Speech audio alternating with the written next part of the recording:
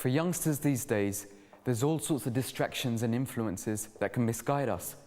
Crime, violence, and drug abuse all seem to be linked to gangs and street culture. So how do we tackle this root cause?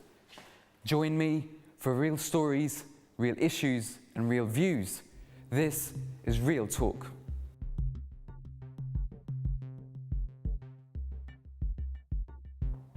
Welcome to another edition of Real Talk. Throughout the series, we've been looking at social issues that affect young people in today's society. And in today's show, we're going to carry on with that flow, looking at street culture. Why do young people feel the need to actually join gangs? What are the dangers that come about with that? And how do we tackle issues such as gang violence and drug abuse? But first things first, we've got a special panel here in the studio that I'm going to introduce for you today. Now, first of all, I'd like to introduce Roger Green. Welcome to the show. He's a director at the Centre for Community Research at the University of Hertfordshire. Next, I'm joined by Jason Young. Hello, welcome to the show. Who works at the Merton Youth Services and is a social service worker himself. And finally, we have Sergeant Ian Harman, who works in the Merton Park area here in southwest London. Welcome to the show, all of you. Roger, I'd like to start with you first of all. We're talking about gangs today. First of all, can you help define what a gang actually is?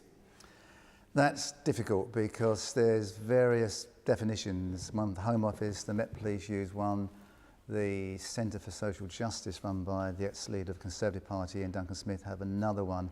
I mean, basically, you could amalgamate all three and others by saying that a youth gang is primarily a group of young people who are involved in criminal activities and violence. They have a discernible image, they are into a territory, and they commit acts of, say, violence and extreme criminality, which takes them beyond a youth gang. There's also issues about fashion and clothes and their whole image, and some youth gangs have a structure in terms of the older members and the younger members. Okay, all right, we'll get onto that later on in the show. Jason, would you agree with that? Because if you read the papers nowadays, anyone who's wearing a hood is termed as a gang member. Any group of kids are just hanging around, they're termed as gangs. Is that actually accurate? No, it's not. But like the gentleman here was saying, is that it's kind of hard to define what a gang really is. But as you were saying, basically it's young people that, or a group of people that is involved in antisocial behaviour, violence or crime, a group of people together, then they would see that as a gang. Ian, when does a gang actually form about? Because when you have groups of youth, you find that actually from that, then they go out to, they go on to bigger things like organised crime, like we touched upon. Where does that actual change come about, where people could, you know, for innocent reasons, hang about? Everyone has a group of friends, their own circle of friends that they have. Where do you go from that to going to actual something that could be classified as a gang?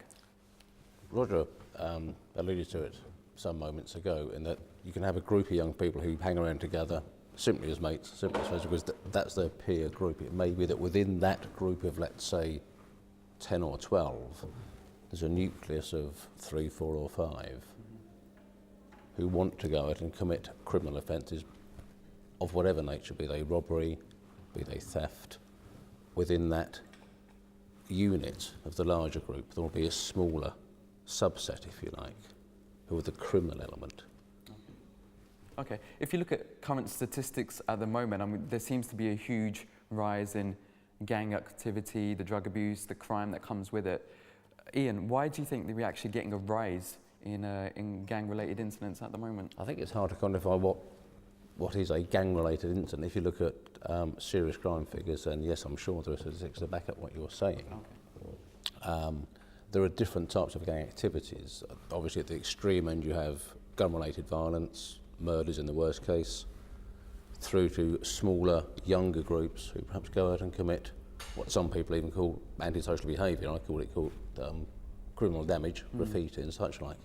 And sometimes that's a feeder for those larger groups to become attached to criminality and associate with criminality, and then move on and, in the group's terms, develop towards much more serious offences. Okay, I mean, working as a police officer yourself, do you actually find that the number of gang-related incidents are increasing? Are you receiving more reports, or actually, because what happens is the more incidents that happen, people actually don't want to tell the police about what's been happening. If it's related to gangs, people actually prefer to keep things quiet and not report it. Would you agree with that? There can be a confusion, I think, simply because there's a group of young people together sitting on a wall outside a block of flats. Yeah. Doesn't mean that they're committing a criminal offence.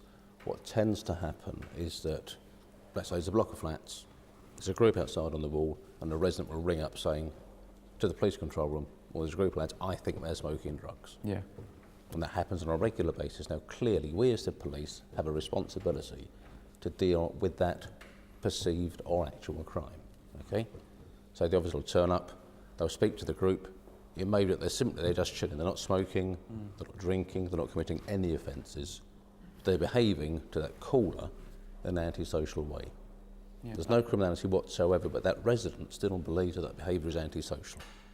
So as far as that person is concerned, that's a criminal activity to that individual. Okay. Jason, I just want to turn to you. I mean, like Ian's just mentioned there, if you've got a group of people who are sitting around, just, maybe having innocent fun as well, they get stereotyped as gangs, and maybe the police might even get called down and ask them what you're doing. Do you think that sort of actually encourages them to join gangs, and because they feel that they're being stereotyped, so that sort of alienates them, and would you feel that that's actually what happens? I don't think that's what encourages them to join gangs, but I definitely believe that infuels the hype for the media and everybody else around, that they believe that they see a group of young people and they might just be hanging about and they label them straight away that they're a gang, which obviously will cause problems, whereas outside general public and other people might see them and perceive them as a gang, which obviously just infuels the whole situation and the hype around gangs with young people. So what's the actual work that you do as a social worker? What's your interaction with gangs? Basically, my interaction with gangs is just I get referred young people for a variety of different reasons. Okay. And some of them, we've identified them to be gang members, some of them are victims of gang activities. Right. And my work as a key worker is to be the key role in that young person's life, help that young person either get back into education or into employment, and just basically acts as a mediator with that young person, but also mentor the young person as well. So from your own experience, what are the reasons that people join a gang? There's a variety of reasons. There's no one reason that people join gangs. It could be poverty, lack of parenting skills, peer pressure. There's a whole range of issues. Yeah, it's a whole range. Roger, would you agree with that? I mean, the research you've done is not just looking at the London area. You've looked at communities and how they work all over the world. So would you agree with that? Why do people actually join gangs? If you look at urban gangs, they primarily come out of socially economically deprived areas. You don't get youth gangs in country, rural areas. It's an urban phenomena. It's, as Jason's saying here, it's issues around poverty and issues around social exclusion, those typical social factors. But as Jason touched on there's issues about families, about parenting. It's about school and education. Huge numbers of gang members have been excluded from school officially, or they self-exclude themselves. The thing about peer group pressure, lots of evidence of peer group pressure, which also includes threats to join. Threats to the young person themselves and or their siblings and or their family. Yeah.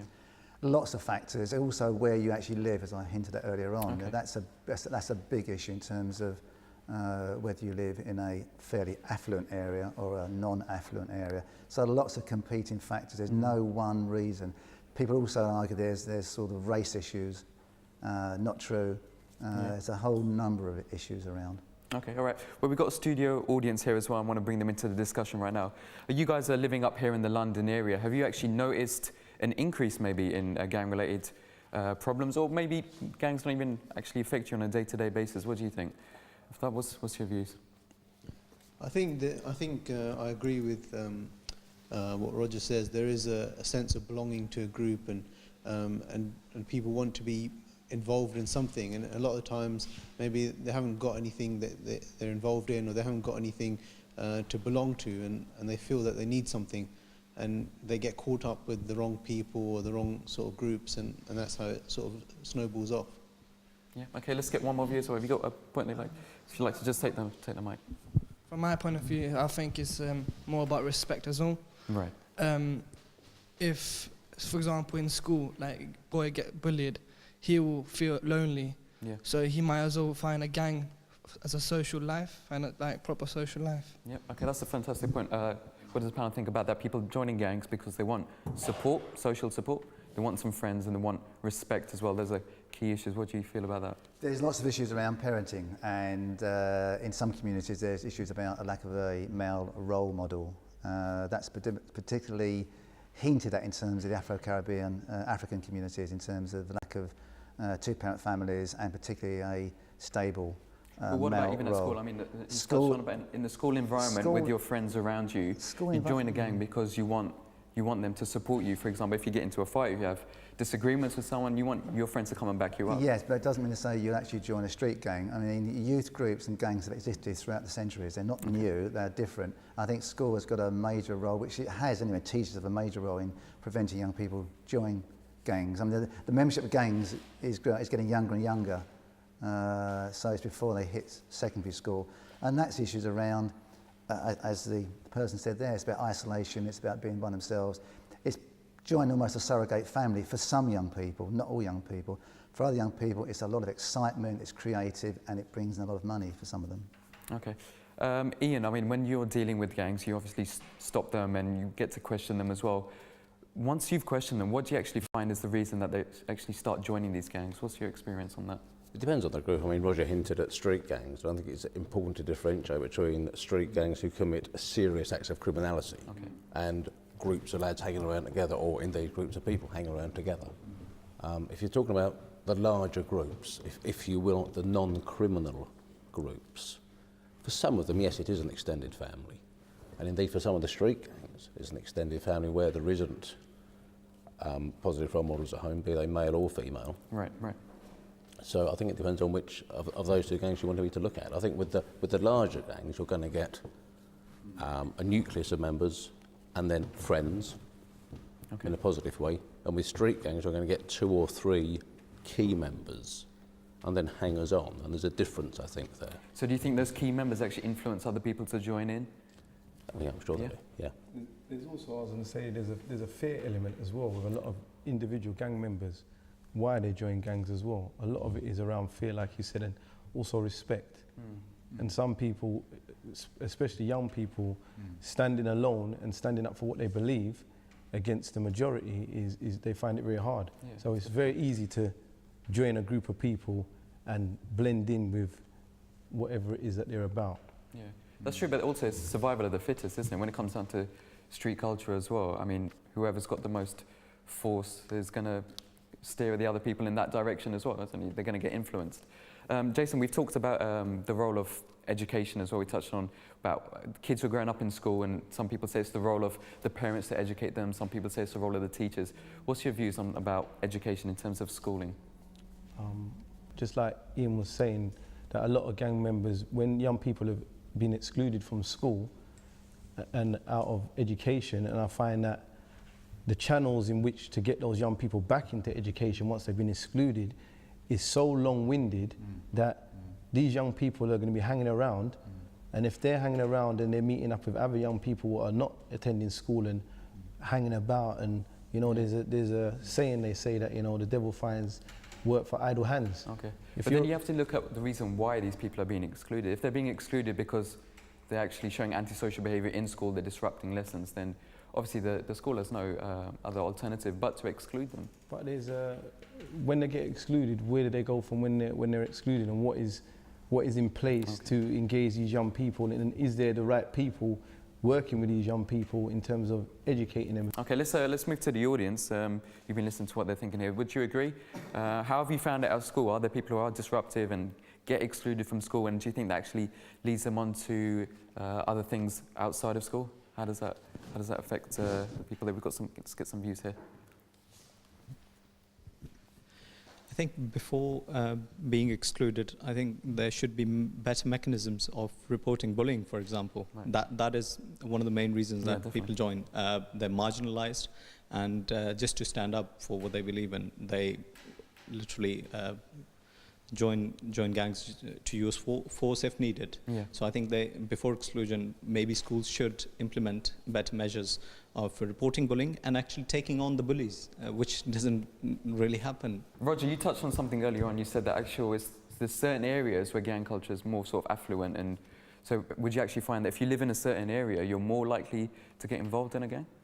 I think you find that street gangs come together in relatively poor areas, and the fact that ownership of an area or territory, the classic postcodes, that's a sense of maybe over a number of years there's been a loss of community in the UK. The neighbours don't look after each other. There's a sense that it's a challenge when you're a young person and you're looking for friendship, for respect, opportunities.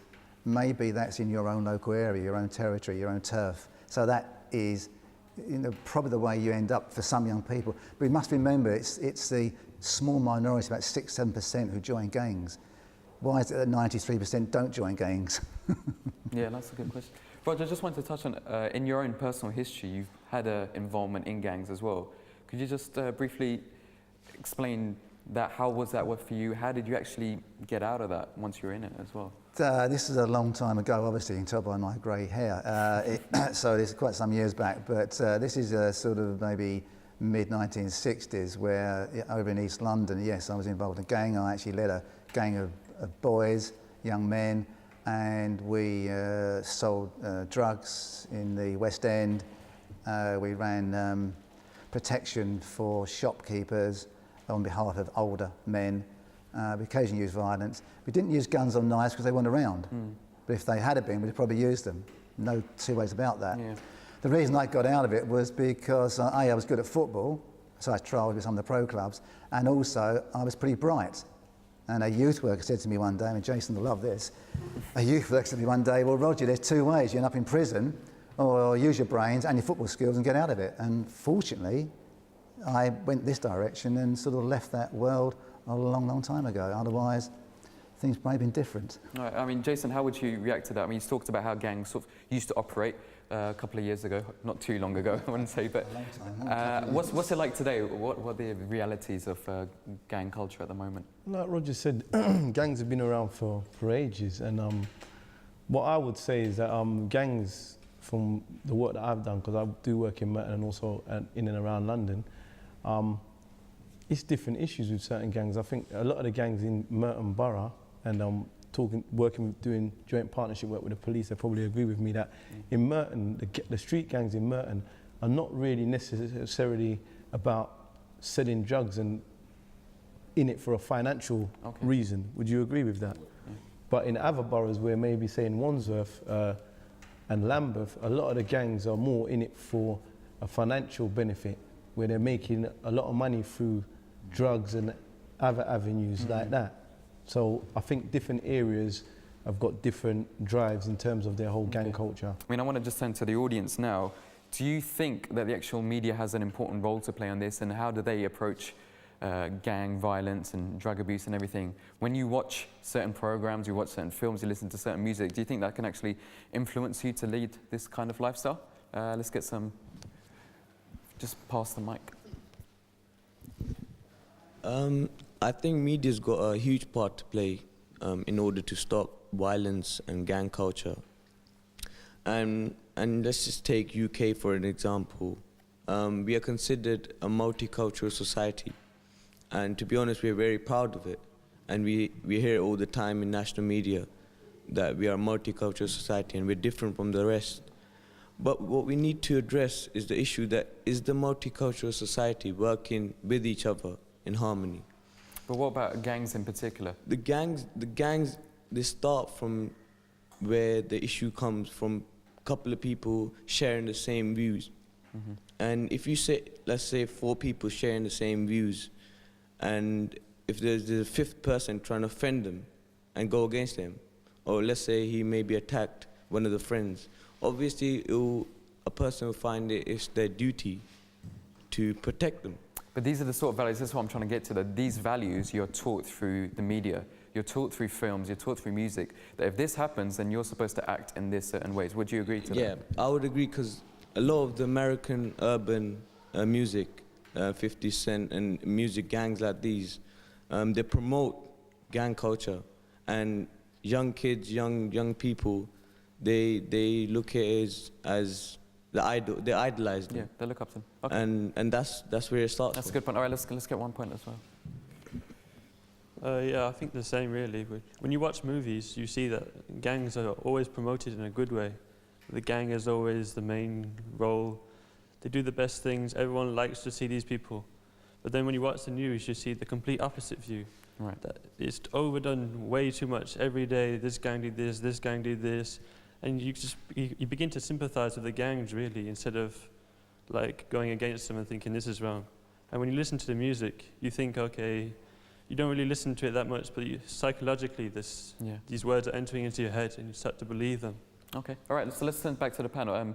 Jason, do you think that the media has a moral responsibility here? They've got a responsibility like everything else, but they definitely promote or hype these things up. Music, I do workshops around those very same issues. The music, what young people listen to. I've worked with young people in South London, North London, East, and I always say to them, while I'm running sessions, they might have their phones on. Yeah. And I say to them, I say, go on. Before I tell them, there's times when I say, no, turn it off, come on, that's being rude, you know, I'm trying to do something. But then I've said, all right, let's listen to what you're playing. Mm-hmm. They're like, no, come on, let us listen. Yeah. And all the time I say to them that the music you're listening will be talking about, you know, shanking someone or punching someone in the face or robbing this person or this provocative thing about a female and whatever. And that's young people across board. So I think what people need to do, and a lot of the youth services are starting to do it now, is educate young people to understand that a lot of these people, these rappers and film industry people and stuff like that, they don't even live those lifestyles that they portray to be real. And I think that's where a lot of young people get led astray. Mm-hmm. As we touched on about the families, if you haven't got strong family backgrounds and moral standards, then these people will look at these people's lives and it looks so glamorous and nice. And we see in magazines and stuff like that, and we think, wow, I want to be like that. I want to have money and look like these people. But they ain't got the ground in education to know that these things that these people are portraying is not right, and also it's not even real. They're not even really like that. They're using it as a marketing tool for an income. That's true. Sergeant Ian, how would you respond to that? What's the role of the media in all of this? I just want to hook up with the comment that which the gentleman in the red jumper here made. You said that you felt sorry for the gang members. Is that because they're getting assaulted and shot at, or what was the... I think sometimes they're just misunderstood. Like the guy was saying that sometimes these people are not even really gangs. They're just like harmlessly being there. And every day you see, okay, this gang's done this big problem. They really overemphasize it, like a small crime will be portrayed in a big way, and this guy's reputation will be completely destroyed. So in this way, you could kind of feel sorry for the guy. Like, obviously, sometimes you think this guy was... Because you feel they're being sort of misguided innocently. They don't know what they were getting themselves into. Is that what you mean? Okay. But yeah, in terms of the actual media representation, on one hand, you've got the news, which is sort of hyping it up so much in a negative light. And then on the other hand, we've got sort of films and music which glamorize this lifestyle. So how do you find that balance when you're getting... I think the media have got a difficult job, haven't they? They've got the need to inform people accurately about what's going on, and clearly there's a public need to know if an individual has been murdered. Of course, and from our aspect, sometimes there's a spin-off from that in that we may need to trace witnesses or get further information about it. But I think there has to be a balance, and sometimes I would agree that yes, the balance does seem to be rather towards the over-publication, if I can put it that way, of crimes which, were they not committed within a gang environment, probably wouldn't have made it to the media headlines. Okay. All right, so if I speak to people who have sort of been marginalised and are in danger of joining gangs, how can I convince someone that it's not a good idea to join a gang? Because they're going to be looking at these gang members and maybe they're making money out of it. They're getting a bit of street respect out of it as well. It seems fantastic. So how do you actually convince them that this is not the best path to actually go down? Roger, what would you... That's very difficult, isn't it? I mean, it depends. You know, as I keep saying, it's only a minority of young people who join gangs. The majority of young people lead perfectly okay lives, get jobs, may go to university elsewhere, and grow up as good citizens. Okay. A minority don't, but it doesn't mean to say they, in a sense, can't be saved. It depends on influences, doesn't it? Where you live, your own situation, your family, as I said before, the family situation, your education or lack of it. So I think your point about the media demonises young people in this country, full stop. The media never talks good news at all. It's all bad news. And the whole notion of, as Jason said, the whole notion of hoodies. Now, hoodies, every young person is a potential street mugger and carry a gun or knife and do terrible, terrible things. Not true. So there's maybe no thought about that. But it's So what that, if that does. is the case and it's getting younger and younger and they're getting influenced by this, how can we actually give them an alternative view of the world and show them that this isn't the only way to live your life? Sorry, Jason. Yeah. I think we're trying to do that now. I mean, like even with having the police in the schools now to try and build a better relationship, whereas the police and young people, obviously for years it's been at loggerheads. I think that's a brilliant idea that the Met is actually coming to the schools to try and bridge a gap. Yeah. Identifying the youth workers, because even as you've mentioned, I mean, there was a youth worker that touched his life, gave him an opportunity to give him the idea to think of something different and look and saw the good potentials in what you had, and you channeled those things to make your life better. And I think those are the things, I mean, with the youth service for many years, I think they was underestimated, underrated what they do. They were seen as people that just play pool in a club and whatever. I think they've realised now, society, that the youth workers might have the best relationship with a young person. I mean, it's the only organisation that is paid to befriend young people. You befriend them, you make a relationship, can I just and then ask, you can... how did you actually get into youth work yourself? Started off through voluntary work. Okay. And through voluntary, it just went from there. But I believe that the youth work, I'm not just saying youth workers per se because I'm a youth worker, but I believe that youth workers have got a very good platform to engage these young people and educate these young people, which we do through a variety of different activities. Okay. All right, just moving to the audience finally on here. When people are involved in gangs as well, maybe you've got friends who have been involved in this sort of activity, this sort of lifestyle, how do you feel you can actually reach out to them and basically explain to them that this is not the best way to be living your life and dealing with things? Have you got any?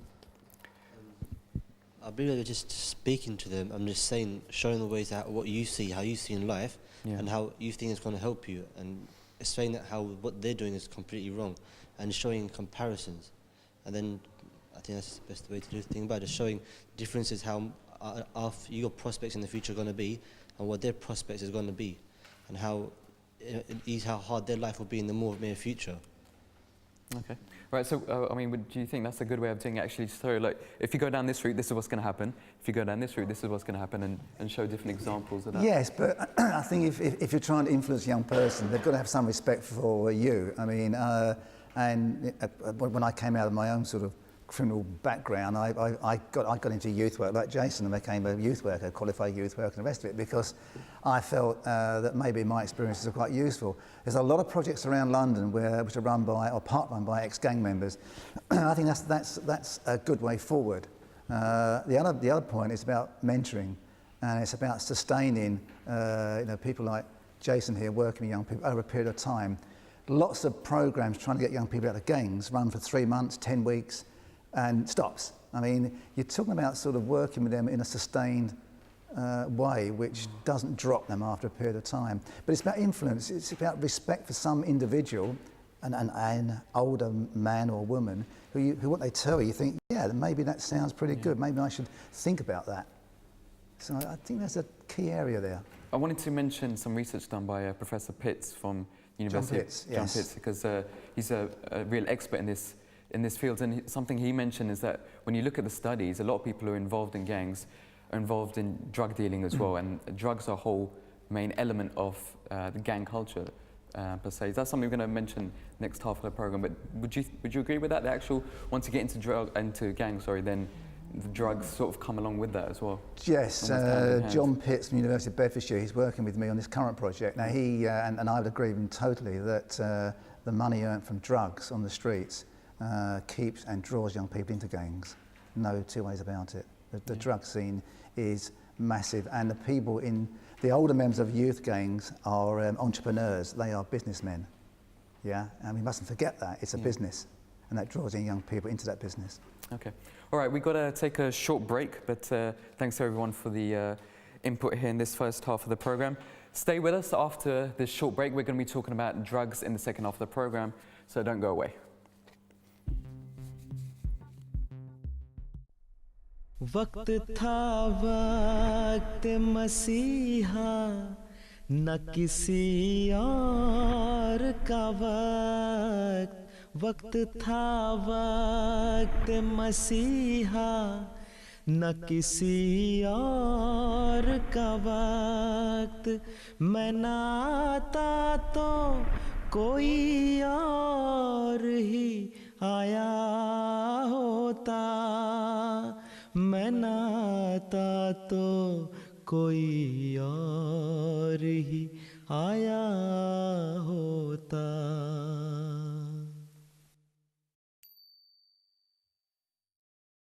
जिंदाबाद जिंदाबाद अहमदियत जिंदाबाद अहमदियत जिंदाबाद अहमदियत जिंदाबाद अहमदियत जिंदाबाद अहमदियत जिंदाबाद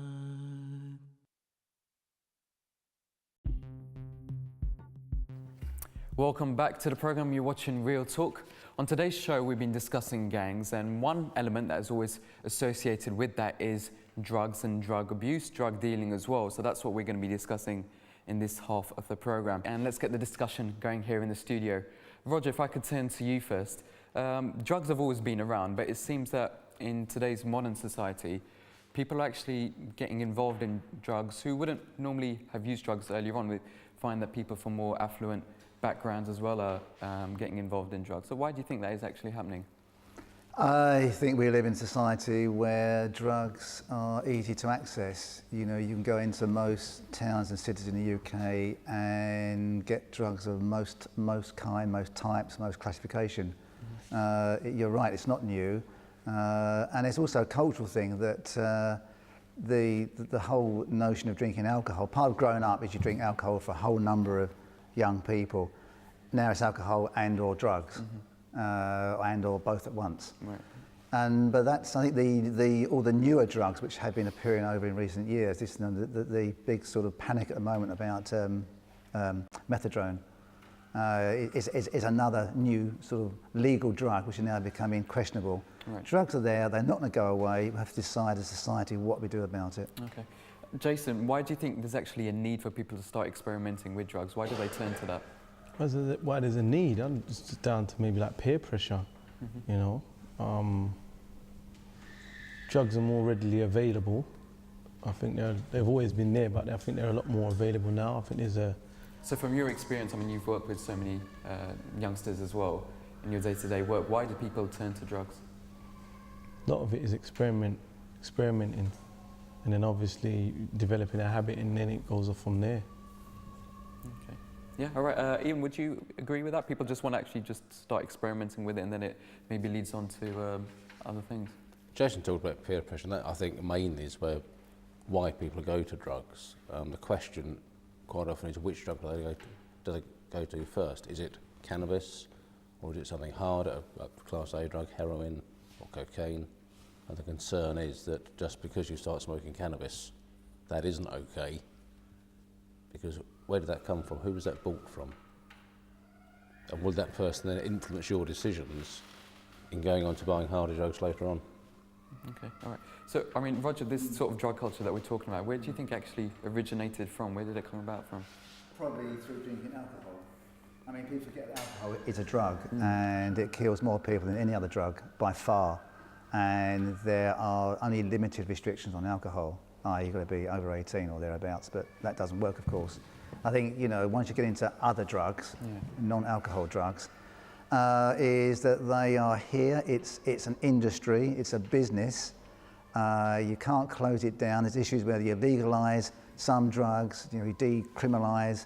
Those issues have to be taken on board because there's always new and newer and newer legal drugs appearing. which you can buy off the internet or you can buy on the street. Yep.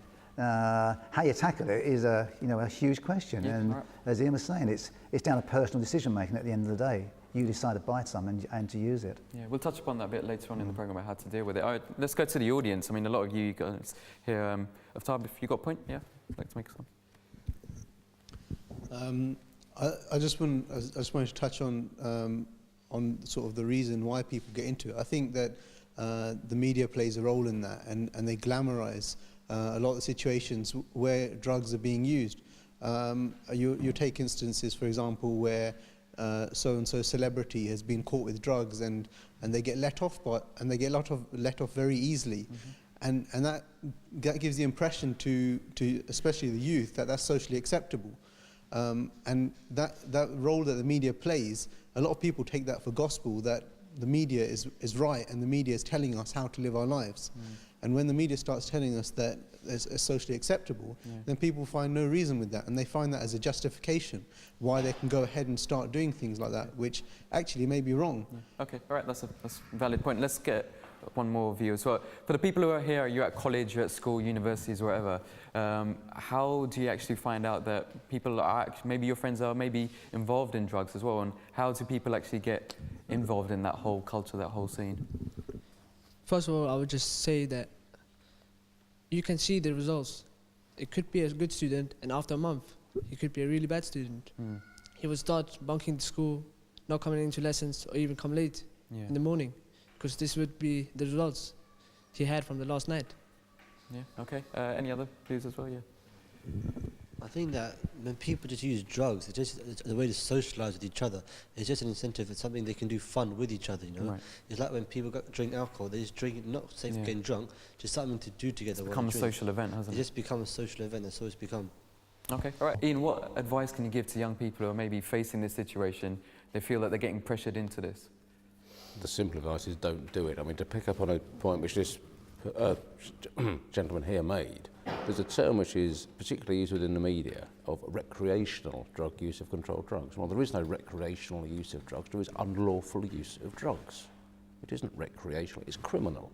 And yes, you're right, there are several high-profile celebrities. It'd be obviously very wrong of me to name any of them here, but I'm sure we can all think of individuals who have been prosecuted and then appear on the television the following day, perhaps even presenting their own TV shows, and you think, well, where is the negative role model that says, no, that person has committed a criminal offence?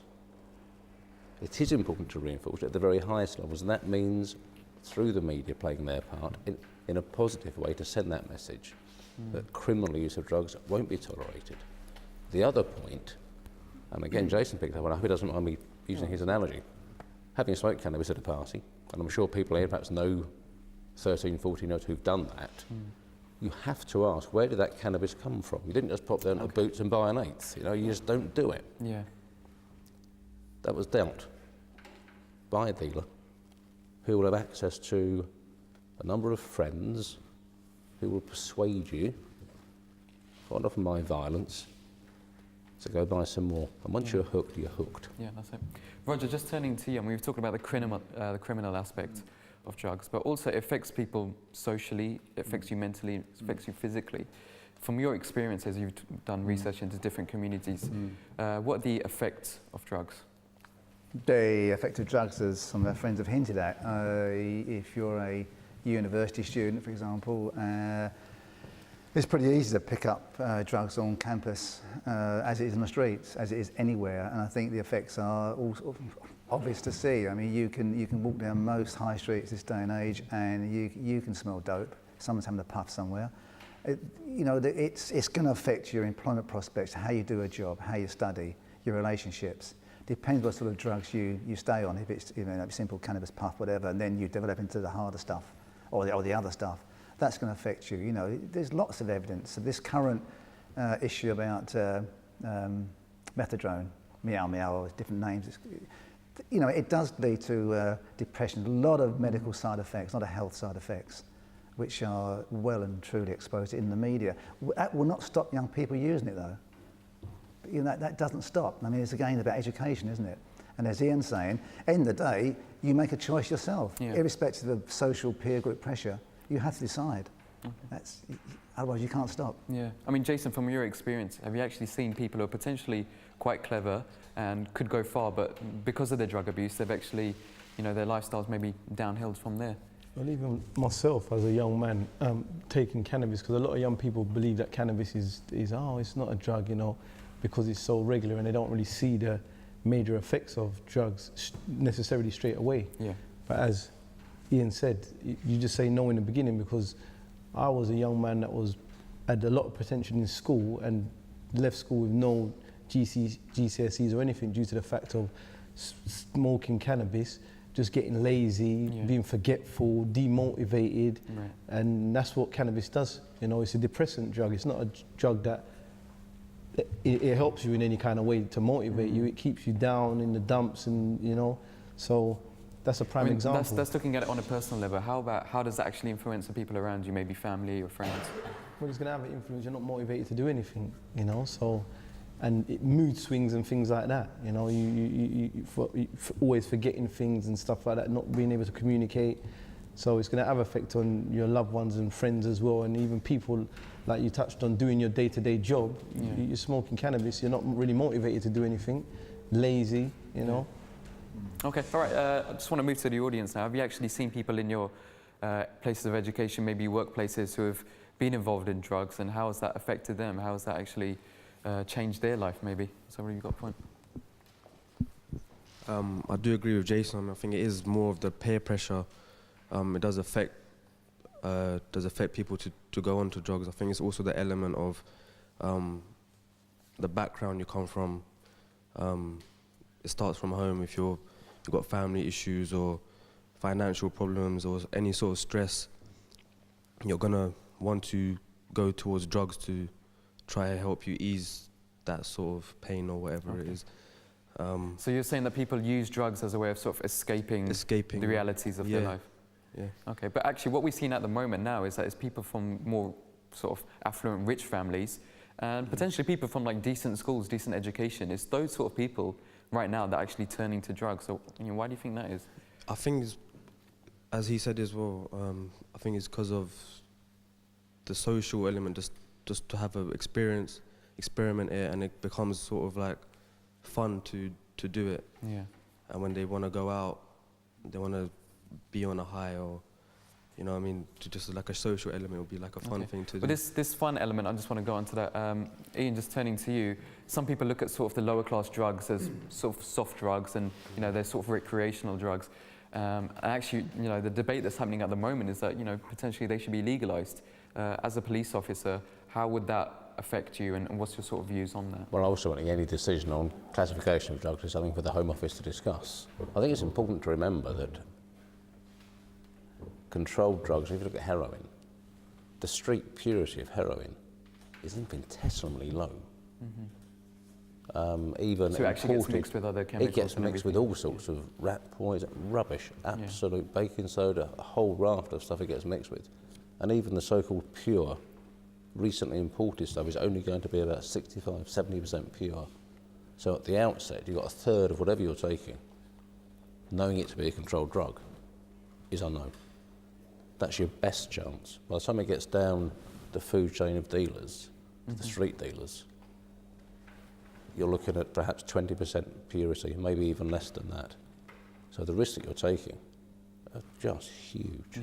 There's people saying if we legalise drugs, though, I mean, there's the lower class drugs, then potentially the quality of it would be better, therefore there'd be less health risk involved as well. And I mean, there's a whole campaign going for legalisation of drugs. So what would be the advantages of doing that? I think that's something for the Ministry of Justice to discuss, really, because there are, just looking at cannabis in isolation, there are so many known carcinogenic risks with it that I don't think that the Health Ministry or the Ministry of Health would want it to be legalised purely on that basis alone. Yeah. Okay, Jason, what's your views on that, the whole legalisation of drugs? All right, I'd have to say what Ian's saying. I mean, I'd have to leave it down to the government to decide that, but at the same time, from what we know and from working with young people that are using cannabis and stuff like that, the effects of cannabis varies so differently in each individual. I think they would find it very hard to see it as something to legalise. Yeah. Okay. Roger, turning to you, there's some people who say that getting involved in drugs also links to gangs and to violence and to crime as well. What do you think the link is there? I mean, we talked about before that joining gangs could potentially lead you to drugs. Do you think it's right the other way around as well? If you get involved in drugs, then you're more likely to get involved in crime? No, I don't think if you're involved in drugs, you're more likely to be involved in a youth gang. I think if you can get recruited to a youth gang for the whole simple purpose of running drugs, and that's why the age membership of youth gangs has come down to children at school below secondary age. And that's because they are used to run drugs for the older gang members. And that also gives them some money. And that's how you grow young people into drugs. Now, whether when you get into a gang, you start using drugs yourself, or you become a dealer eventually as you get older as an older gang member, there's that element as well, of course. So the drugs culture is for the heavy end street gangs. That's part of being a member of a street gang. As I said earlier on, it's a business. You're making money, making lots of money. John Pitts, who we spoke about earlier on, he estimated in one London borough, you're earning huge amounts of money per year, 100,000 plus, easily. So there's real money to be involved. But another point should be made is that most supermarkets now sell alcohol in cans, which is cheaper than bottled water. Right, okay. So you're saying they have a responsibility as well, and there's people out there who are trying to make money out of it, right? We get stuck on the other drugs. Alcohol is a major killer in this country, and you can buy it in supermarkets, you can buy it on corner shops, wherever, and you can buy it cheaper than bottles of water. So why is it not treated in the same way as more traditional? Well, drugs maybe that's due to government policies. The taxation on alcohol is pretty important for any government. Drugs, there's drugs and drugs, and the whole stretch from a puff to injecting or doing a line of coke or whatever it is, there's a whole sort of raft of different drugs. Alcohol is alcohol. Okay, you've got spirits and beer and lagers, etc. But the government concern I still think, is with alcohol because it makes money. Yeah. I mean, they could do a lot of things about restricting access to alcohol. There's some discussion about raising the price and some people drinking, but it's the same as other drugs, It's also about policing it as well. I was saying to Ian earlier on, most London boroughs now, you spend time in any street, you'll see someone running drugs. Okay. Now, policing is always, in my view, and the Met, is about policing Mr. Big. You deal with the big guys. You leave the other stuff on the ground to the local teams who, quite frankly, haven't got the resources. We all see drug running going on the streets, and it's not being stopped. Okay. All right, Ian, in terms of the actual police and the work they're doing, what are the initiatives at the moment to tackle drug use? With regards to drugs, we operate a comprehensive intelligence network throughout the Met, filters up from information which we receive around dealers up centrally, and filters back down as well. And we act on that. We carry out observations. We have crime squads motive on all London boroughs. And if we see groups we believe to be dealing because of the area or the information, we'll stop and we'll search and we'll arrest if necessary. Okay. Jason, do you think that these actual initiatives are working on street level? How are they actually influencing young people? I think they probably are working, but to be fair, lack of resources, probably money, because obviously all of these things cost money as well. So, I mean, it's going to be hard to police actually everything what's going on out there. Okay. I mean, you work for Merton Council, so what kind of initiatives are they doing and what kind of projects are they involved in? We do joint work with an organisation called YAP, and they concentrate on drugs. So they go into schools with drug boxes and show young people what the drug boxes, for those who don't know what a drug box is basically they're artificially made things that look like real drugs. You would never know the difference. Right. And it shows all the implications. There's read-ups on it, so it tells you what the drugs do, what the effects are, and X, Y, Z, where they come from, just like things we've just touched on about not being pure and all the kind of different things that are put into these things. Skunk, for instance, there's all glass in there to make it way heavier, and all these things these people are smoking. He talks about cigarettes. There's something like 4,000 different chemicals in one cigarette. Yeah. And even sometimes the cigarette's even more harmful than even some of these drugs that the young people are smoking. So it just educates the young people about the effects of drugs. Okay. So I think something we've talked about here is education. I think what you're saying in terms of the police initiatives education is key as well, and especially in Merton as well, the youth work they're doing. For the audience here, I mean, in terms of education, do you think there is enough happening in schools and universities for education on drug use? Have you got a point here? Well, I think drugs plays a big part. Oh, it's linked to money as well. Yeah. I see every day, after school, I see people selling drugs by myself from my eyes, and the person who's selling it, I think, to be honest, he's having problems at home, right? And he's having social problems, and like everyone got bills to pay at home as well. Yeah, so they're under financial pressures. Financial pressure as well. So that's why one thing I think they're selling drugs. But in terms of prevention, stopping people from buying drugs, do you think in your school, or are you at college at the moment? I'm college. Yeah, college. Do you think they're actually doing enough to educate you about the risks of why you shouldn't take drugs? Well, they are, but there are no people, like, there's no one to stop them, are they? Well, look, say the government has got a police force to stop the drugs. Yeah. And at the same time, the government is selling drugs at the same time as well. Like tobacco, that's addiction. It's addictive. Yeah, we just touched on that. Cigarettes are really dangerous and they're addictive as well. Further on, if you keep smoking cigarettes, you'll further on go to cannabis, further on. And to be honest, I think it's all about money. Okay, all right, that's a valid point. Let's get some more views here. Yeah, someone at the back. I think you mentioned about the education within schools. I think it ends up being restricted to within the school. As long as people leave outside the school. I mean, there are examples famous for drugs being sold just outside the gate. So, right, okay. So actually, it's. I think whatever happens outside, I think parents have to take responsibility for it. It's like antisocial behavior. If people get involved in gangs or any other violence, it really has to come down to families broken down. Fine, but then the government has to look for ways to solve it. Okay, all right. Let's get some more views. We've got some hands up here in the audience. I would say the school does quite enough because they can't just spend their whole time just explaining to us. Yeah. It's actually our parents' problems as well because they should teach us from the age of when we. So education at home is just as important, you're saying? So it's as important as the school is. Cool. Okay, all right, fantastic, yeah. So, Severin, you got a point? Yeah, I just wanted to make a point about what Roger said about obviously there's a lot of people selling drugs and they're making a lot of money, but the point we should really address is how are the drugs actually getting into the country? Is that something that the government are they doing something about it?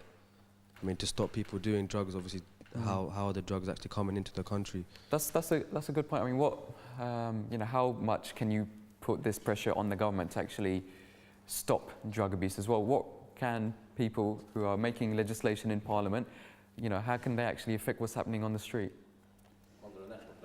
There's soccer, there are there's the UK Borders Agency, and again the intelligence, and I'll speak to my friend there later on perhaps about what you told me earlier on, but yeah, that chain of information goes all the way to the highest international levels, and it's important to remember that much of these drugs are imported. Right, okay. So they have to come through ports, come through docks, come through small dinghies across the channel, and we're working with UK Borders Agency, Customs and Excise to intercept them at that level as well as locally. So this is a linked-in operation. Okay, but is the government or the police not doing anything about it to try and stop this, or? Well, let's explain what's being done on a national level, and clearly there's the influence over how much we can do locally. Yeah, I think obviously it takes a while for it to filter down and for you to see maybe see the results of that. Roger, have you got something you'd like to add? We shouldn't forget that part of growing up in Western countries for a young person is you experiment in all sorts of things, whether it's using alcohol, using drugs, whatever it is. It's seen as a normal part of growing up. You experiment, whatever it is, or driving a car underage without a full driving licence, whatever it is, and that's not going to go away. That's part of growing up. Yeah. The issue is that governments and local authorities, youth services, the police, whoever, academics like me, can only suggest ideas. At the end of the day, it's down to the individual person. Having said that, that is very difficult for many, many young people, and always will be, because the opportunities are there. If you take away the opportunities, another opportunity will appear. So that's, you know, it's without blaming the society we live in, it's there because it's business. One of those facts of life, it's making money. People who use and sell drugs are entrepreneurs. I was saying, it's a business. If you tackle the business, well, you know, there's different factors come into play there. All right, we're Ian, just if I could turn to you, we're just wrapping up now.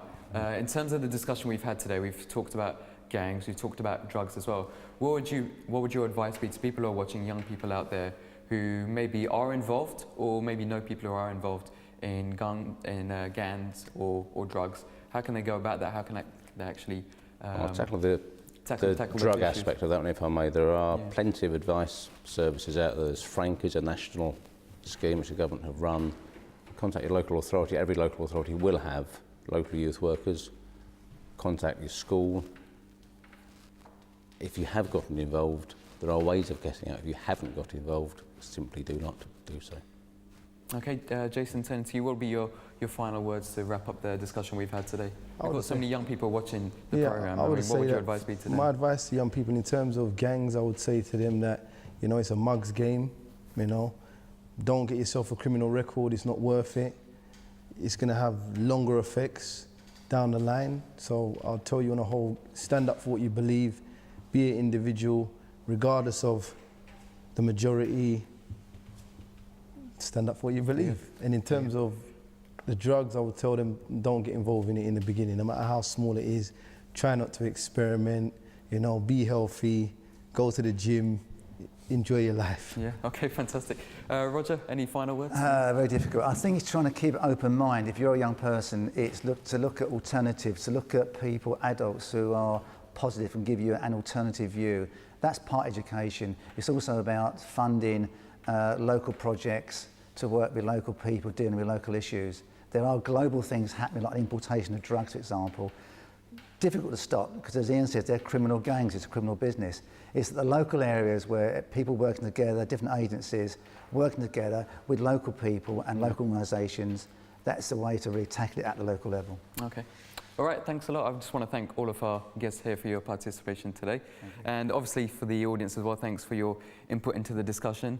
For people viewing at home as well, don't worry, you can also put in your views as well. We've got an email address, Twitter page, and also the official Real Talk site. The addresses are there for you at the bottom of the screen. I want to thank everyone who's been getting in touch already. We've had a fantastic response. On that site, don't forget you can watch previous programs.